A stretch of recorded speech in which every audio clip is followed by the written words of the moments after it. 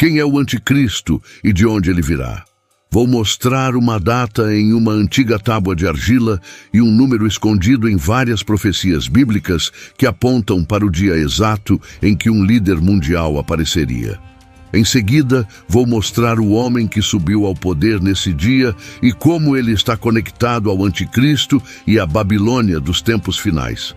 Quando você vir essa evidência, perceberá que quase todos estão procurando pelo anticristo no lugar errado. No livro do Apocalipse, encontramos a descrição de 2 homens que controlarão o mundo no fim dos tempos. O primeiro homem é chamado de a Besta. Ele fará guerra e ganhará controle sobre o mundo todo. O segundo homem é chamado de o falso profeta, e ele fará milagres, forçando todos a aceitarem a marca da besta. Qual desses 2 homens é o anticristo? A Bíblia realmente diz que há muitos anticristos, e a palavra anticristo tem 2 partes, anti e Cristo. Anti pode significar contra ou no lugar de, e Cristo significa o ungido, podendo se referir a Jesus Cristo ou a outra pessoa ungida como rei ou sacerdote. Como esses 2 homens estarão trabalhando contra Jesus Cristo, ambos serão anticristos. Contudo, o falso profeta direcionará as pessoas a adorarem o governante mundial, que é chamado de a Besta, como se fosse Deus. Esse governante mundial agirá como um Cristo substituto, que veio para salvar o mundo, assim como Hitler via a si mesmo como o salvador da Alemanha. Então, quando as pessoas falam sobre o anticristo, geralmente estão se referindo a esse homem que governará o mundo. De onde virá esse governante mundial e quando ele aparecerá? Encontramos uma pista sobre a identidade desse governante no capítulo 50 de Jeremias. Nessa profecia, o homem que governará o mundo no fim dos tempos é chamado de Nabucodonosor, rei da Babilônia. Nabucodonosor foi o rei da Babilônia há 2.600 anos, e naquela época, Babilônia era o império mais poderoso que o mundo já havia visto. Mas, algumas décadas após a morte de Nabucodonosor, o Império Babilônico foi conquistado. Eventualmente, a cidade da Babilônia foi abandonada e desapareceu. Mas a Bíblia usa Nabucodonosor e seu grande império babilônico como um símbolo ou metáfora para outro líder e império que controlará o mundo no fim dos tempos. No livro do Apocalipse, encontramos uma descrição dessa Babilônia dos tempos finais, que reinará sobre os reis da terra no fim dos tempos. Essa Babilônia representa o poder político, econômico e religioso que dominará o mundo pouco antes da volta de Jesus Cristo, e o homem chamado de a Besta, ou o Anticristo, será o líder dessa Babilônia dos tempos finais. Para entender exatamente onde estará localizada essa Babilônia dos tempos finais e quando ela aparecerá, podemos nos voltar para uma profecia enigmática no livro de Daniel. Daniel, capítulo 4, descreve um sonho que Nabucodonosor, o rei da Babilônia antiga, teve. Em seu sonho, ele viu uma árvore alta que fornecia sombra e alimento para todos os pássaros e animais do mundo. Em seguida, a árvore foi cortada e uma faixa de ferro e bronze foi colocada ao redor do tronco por um período de 7 tempos. Quando Nabucodonosor pediu a Daniel que revelasse o significado do sonho, Daniel explicou que a árvore representava o rei, que perderia sua sanidade e vagaria como um animal, mas que depois de um período de 7 tempos recuperaria sua sanidade e voltaria a governar a Babilônia. O capítulo prossegue explicando que 1 ano depois, essa profecia se cumpriu exatamente como Daniel havia explicado. O rei Nabucodonosor perdeu sua sanidade por um período e depois voltou a governar o Império Babilônico. À primeira vista, essa profecia parece ser apenas sobre o rei Nabucodonosor. Mas, de fato, muitas profecias na Bíblia predizem 2 eventos separados. O primeiro cumprimento da profecia é apenas um tipo ou prenúncio que fornece pistas sobre um segundo cumprimento maior. Assim, podemos usar o primeiro cumprimento desse sonho como um guia para entender o segundo cumprimento. No primeiro cumprimento, a árvore representava o rei Nabucodonosor. No segundo cumprimento, a árvore poderia representar outro governante ou o próprio reino da Babilônia, pois nas profecias bíblicas, o rei muitas vezes representa seu reino. No primeiro cumprimento, Babilônia ficou sem um governante por 7 tempos. No segundo cumprimento, Babilônia também ficaria sem um governante por 7 tempos. Mas o que significa 7 tempos? Você pode encontrar a resposta comparando 2 passagens no livro do Apocalipse. Apocalipse 12, versículo 14, menciona um período descrito como um tempo, tempos e metade de um tempo. Ou seja, um tempo mais 2 tempos mais metade de um tempo, que é um total de 3 tempos e meio. Em seguida, veja Apocalipse 11, versículo 3, e você encontrará o mesmo período de tempo descrito como 1260 dias. Portanto, podemos ver que 3 tempos e meio equivalem a 1260 dias. Agora, se você pegar 3 tempos e meio e dobrá-los, terá 7 tempos. E se dobrar o número de dias também, terá 2520 dias. Voltando à profecia em Daniel capítulo 4, vemos que no primeiro cumprimento, Babilônia ficou sem governante por 2520 dias, o que equivale a cerca de 7 anos. No segundo cumprimento, Babilônia ficaria novamente sem governante por 2520 dias. Contudo, em muitas profecias bíblicas, um dia representa um ano. Por exemplo, em Ezequiel, capítulo 4, vemos que o profeta Ezequiel foi instruído a se deitar sobre o lado direito e depois sobre o lado esquerdo por um certo número de dias, sendo que cada dia representava um ano de um período futuro.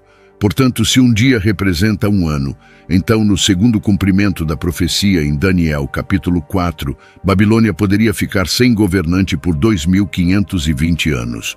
Assim, essa profecia pode ser uma previsão de que o reino da Babilônia seria cortado e ficaria sem governante por 2520 anos. Depois disso, a faixa de bronze e ferro seria removida. Um novo governante seria nomeado e Babilônia começaria a crescer novamente, até eventualmente governar o mundo sob a liderança da besta ou do anticristo. Se for o caso, precisamos descobrir exatamente quando Babilônia foi conquistada e perdeu seu governante. Assim, poderíamos calcular o dia exato em que um novo líder seria nomeado e Babilônia começaria a se erguer novamente. Voltando à Bíblia, observe que logo após o sonho de Nabucodonosor em Daniel, capítulo 4, o capítulo seguinte avança no tempo para descrever a queda do antigo império da Babilônia. Em Daniel, capítulo 5, vemos que os governantes da Babilônia estavam realizando um banquete quando uma mão apareceu e escreveu uma mensagem na parede. O rei e seus convidados ficaram aterrorizados, pois não conseguiam ler a mensagem. Então o rei chamou Daniel para ler e interpretar a escrita na parede. A mensagem dizia: Mene, Mene, Tekel e Parsim. Daniel explicou que a inscrição na parede significava que o reino da Babilônia estava terminado e que Deus o havia dado aos medos e aos persas. Mas havia também uma segunda mensagem numérica escondida nessa inscrição. Se você tiver uma Bíblia com notas de rodapé, poderá ver que essas palavras são explicadas como unidades monetárias.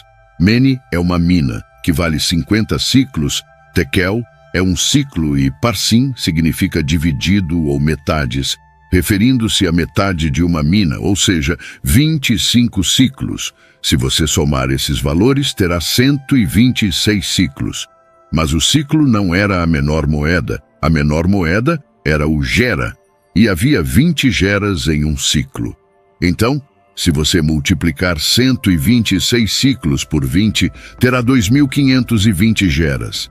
Observe que esse é o mesmo número que encontramos escondido em Daniel capítulo 4.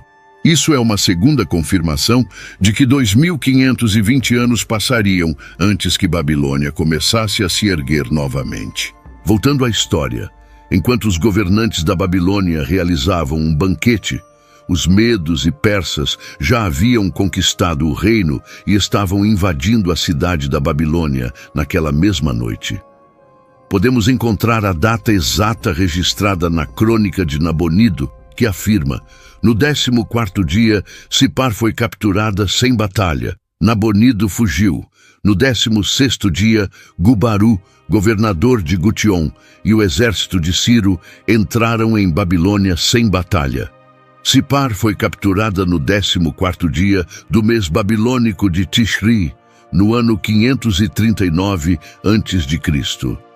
2 dias depois, Daniel informou aos governantes de Babilônia que o reino já havia sido entregue aos medos e persas, e naquela mesma noite a cidade de Babilônia também caiu. Aqui, de uma antiga tábua de argila, temos a data exata que marca o início do período de 2520 anos em que Babilônia ficaria sem governante. É importante observar que as datas nas profecias bíblicas sempre usam o calendário hebraico. O mês Tishri, no calendário babilônico, equivale ao mês de Tishrei, no calendário hebraico. Assim, a cidade de Sipar caiu no 14º dia de Tishrei, em 539 a.C., e 2 dias depois, Daniel disse que o reino da Babilônia já havia sido entregue aos medos e persas. Começaremos então a contagem a partir do 14º dia de Tishrei, de 539 a.C. Somando 2520 anos, chegamos ao 14º dia de Tishrei, de 1982, que foi 1º de outubro no calendário romano. Nesse dia exato, o chanceler da Alemanha Ocidental foi subitamente substituído por um homem chamado Helmut Kohl. Isso não aconteceu em uma eleição.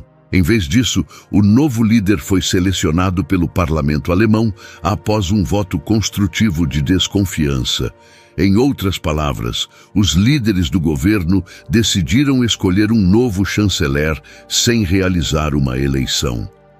Esta foi a única vez na história da Alemanha em que um líder chegou ao poder dessa maneira. A ascensão súbita e inesperada de Helmut Kohl ao poder em 1º de outubro de 1982 foi um segundo cumprimento da profecia em Daniel capítulo 4. Considere esses 3 fatos e decida por si mesmo. Fato 1. 8 anos depois, no exato mesmo dia em que Helmut Kohl assumiu o poder, a Alemanha Oriental e a Ocidental foram reunificadas sob sua liderança. Isso foi em 3 de outubro de 1990, que corresponde ao 14º dia de Tishrei no calendário hebraico. Você sabe por que as Alemanhas Oriental e Ocidental foram divididas originalmente? Na Primeira Guerra Mundial, a Alemanha e seus aliados conquistaram uma grande parte da Europa. Depois, novamente na Segunda Guerra Mundial, Hitler liderou a Alemanha para conquistar a maior parte da Europa. Após essas 2 guerras, as outras potências mundiais não queriam que a Alemanha governasse a Europa novamente. Então, dividiram o país, eliminaram seu exército e destruíram muitas de suas fábricas. Mas, em 1990, a Alemanha foi reunificada pelo homem que chegou ao poder exatamente no dia em que a Bíblia previa que Babilônia começaria a crescer novamente. Fato 2. Helmut Kohl foi o principal defensor da unificação dos países do leste e do oeste da Europa em uma potência mundial. Ele foi um dos 2 homens que redigiram o tratado que fundou a União Europeia, estabelecendo o euro como moeda comum da Europa e abrindo o caminho para que os países do leste europeu se juntassem à União Europeia. A profecia em Daniel capítulo 4 indicava que, quando a faixa de ferro ao redor do toco de Babilônia fosse removida, uma nova árvore começaria a crescer a partir das mesmas raízes. Se você observar a história, verá que as raízes da Europa remontam a Roma, Grécia e, em última análise, Babilônia. Na Bíblia, a Babilônia dos últimos tempos é descrita como uma mulher montada numa besta. Você pode encontrar a mesma imagem de uma mulher montada numa besta no verso de algumas moedas de 2 euros, onde a mulher representa a Europa. Helmut Kohl ajudou a unir a Europa em uma potência mundial, cumprindo a profecia de que uma nova potência mundial surgiria das raízes da antiga Babilônia. Fato 3. Helmut Kohl e seus sucessores estabeleceram a Alemanha como a potência líder na Europa e estão trabalhando para estabelecer a Europa como a potência líder no mundo. Quais são as chances de que essa sequência de eventos começasse exatamente no dia previsto milhares de anos antes? Desde 1º de outubro de 1982, uma nova potência mundial, uma nova Babilônia, vem emergindo na Europa e a maioria das pessoas não percebe o que está acontecendo. Mas e quanto ao anticristo?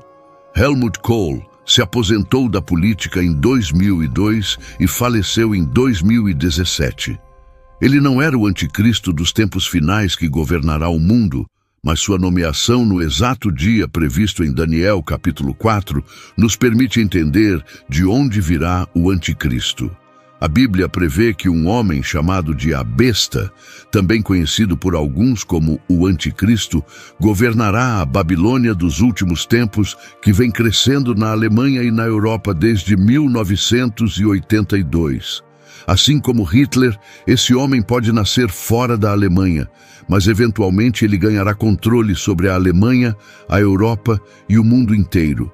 Mas não acredite em mim, a Bíblia adverte que haverá muitos falsos profetas nos últimos dias. Um desses falsos profetas será um líder religioso poderoso que trabalhará junto com a besta. Esse falso profeta usará a religião para enganar e controlar as pessoas. A única maneira de evitar ser enganado por falsos profetas é abrir a Bíblia e ver o que ela diz por si mesmo. Portanto, encorajo você a verificar cuidadosamente todas as escrituras e fatos que mencionei neste vídeo para garantir que todos os detalhes são verdadeiros e precisos. Uma coisa que você encontrará ao verificar as escrituras é que a Bíblia não diz especificamente que a besta ou o falso profeta são o anticristo. Mas, independentemente de qual pessoa é o anticristo, a Bíblia diz claramente que a besta governará o mundo com o apoio do falso profeta. Então, fique atento para a aparição desses 2 homens na Europa. Quando eles aparecerem, o que farão? Como eles irão transformar a Europa? E o que acontecerá com as Américas, a África, a Ásia e o Oriente Médio? Que papel desempenharão países como Estados Unidos, Israel, Rússia e Índia na profecia dos últimos tempos? Deixe nos comentários a sua opinião sobre o tema do vídeo, sempre respeitando a opinião dos outros. Espero que tenha gostado do vídeo.